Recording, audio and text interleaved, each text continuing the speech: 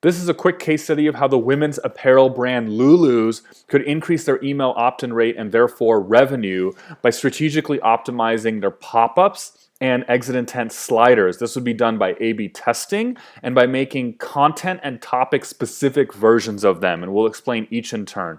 So let's see what they're doing right now. After you're on the homepage for a while, this pop-up comes up. It says advertising, get 10% off any order. A couple notes on the pop-up. It's generally pretty small. The text, especially down here, can get very small. It's in all caps, it's a little bit hard to read. And it also lacks a product image, which for any e-commerce customer that's browsing around, images are by far what they want to see the most. They want to see what they're buying. They want to see products that they're coveting. They want to see models and apparel that look the way they want to look. And so if we change a few things to the pop-up, they could A/B test a version that plays on these. So it shows a model with the kind of look and product that they're looking for, obviously off of Lulu. It has clear, crisp text that's very easy to grab attention. Want 10% off right now. A lot of white space around it. And then a call to action that's highlighted by a color that makes it contrast and pop out. So that draws your attention as well. And finally, a guilty decline that says, no thanks, I'd rather pay full price. And then what can be A/B tested here? Several things. Obviously, number one is that product image. You would try various different products, shoes, tops, different dresses, different shoes, different models.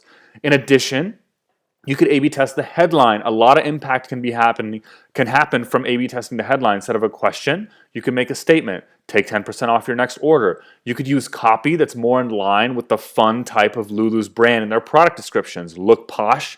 Pay 10% less, we'll email you the 10% off code right now. So these are things you could do on the exit intent pop-ups. If you did this site-wide, that should increase conversion rate significantly, sometimes doubling it. That's double the amount of email subscribers that are in the email marketing system and generally something close to double the revenue from email marketing. So you get a much higher ROI from the entire email marketing operation just by making these changes and by continuously A/B testing to continue to optimize these. Now, what about when the user is actually on a product page?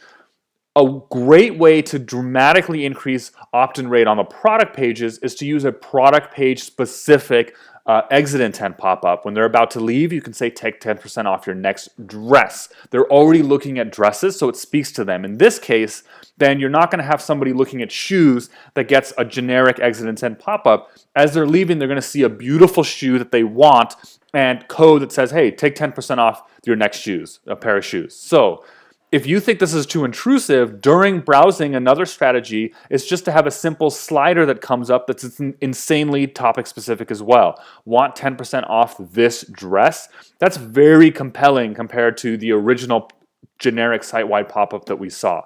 Then, of course, if they're browsing another category like shoes, you would have something similar pop up, want 10% off these shoes.